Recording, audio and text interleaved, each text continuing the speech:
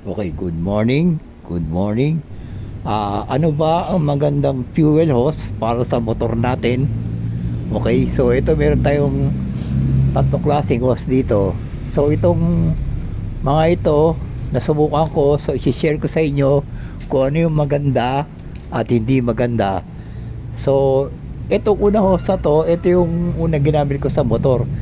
Sa motor ko, mapapasin nyo, double ply yan. Ayan, meron niyang kulay itim sa loob, okay? Ayan, double ply. Nung una kasi, kala ko maganda ito, pero meron tong issue. May issue tong hose na to. So, napopold mo naman siya, ayan. So, makikita mo, at bumabalik siya sa dati, hindi yan nagmamarka. Ayan, ipopold natin, okay?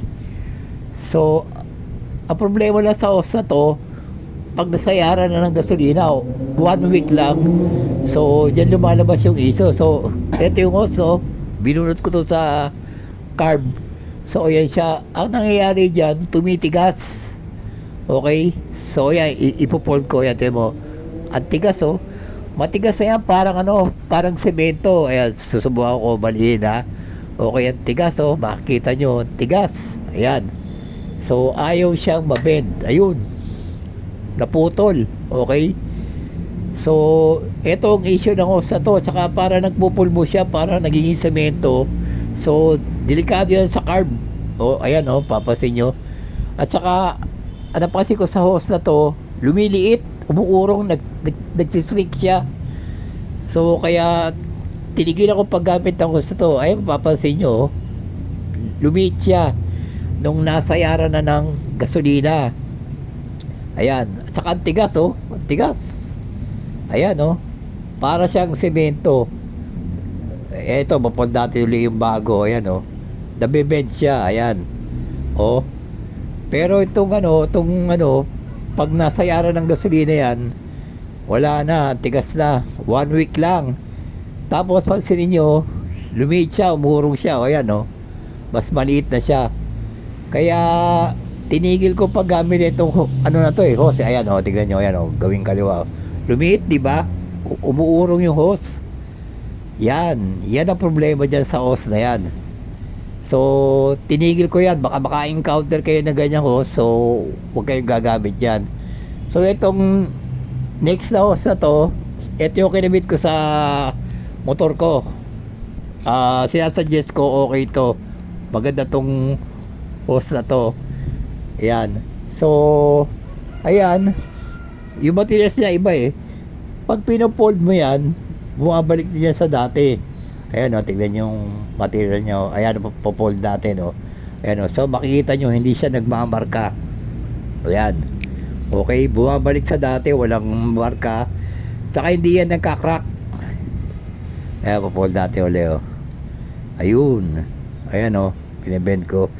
So hindi siya nagmamarka. Wala kang makikitang marking sa hose na yan. Ayan, so ano yan eh, ang material niyan parang ganito. Ito chemical hose to. Ginagamit ko to sa mga kotse. Yan, mahusay yan, hindi siya namamaga. At saka parang may ply siya, Ang materials yan halos kaparehas sa itong nabili ko. Ayan, ayan, malambot lang siya ng konti.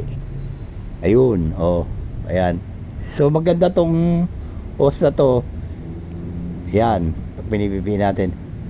Okay, etong hose na to, mabibili mo yan sa online.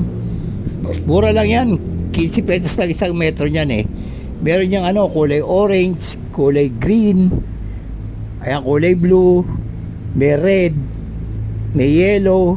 Meron niya parang parang transparent. So mamaya ipapakita ko sa inyo. Nakakabit yan sa motor ko. Papakita rin natin na malambot pa siya. Tsaka di na ako gumagamit yan ng clip yung hose clamp. So yan na, yan na, makikita nyo, nakakabit sa petcock. Ayun, sa filter. Mapapasin nyo, walang clip, wala siyang hose clamp. okay ang fit niya, ano niya, yung ano na yan, yung hose na yan. So ayan, titignan nyo, malambot pa rin siya. Ito mga 2 weeks na to, hindi siya tumitigas, hindi katulad nung naunang hose, ayan o, pipisilin natin o, ayan o, makikita, ayan o, o di ba? Malambot pa siya at buwabalik din siya, ayan. Ayan. So may sasuggest ko tong ano, tong hose na to. Magandang klase to. Ayan. So ayan, pinipisil ko kung makikita nyo. Tsaka maganda, nakikita mo yung ano, gas. Ayan oh, oh, di ba? Oh, pipisilin natin ulit, ayun. Oh. Malambot siya. At bumabalik siya. Tapos hindi siya nagka-crack. Yun ang gusto ko diyan. Kasi mahirap sa fuel loss pag ano pag nagka-crack. Ayan oh. Ayan, so ang ganda ng ano yan, ng pagkaka-fit niya. Okay? O, di ba? So, yan, sinasuggest ko, okay? So, salamat sa pagnood sa video and God bless.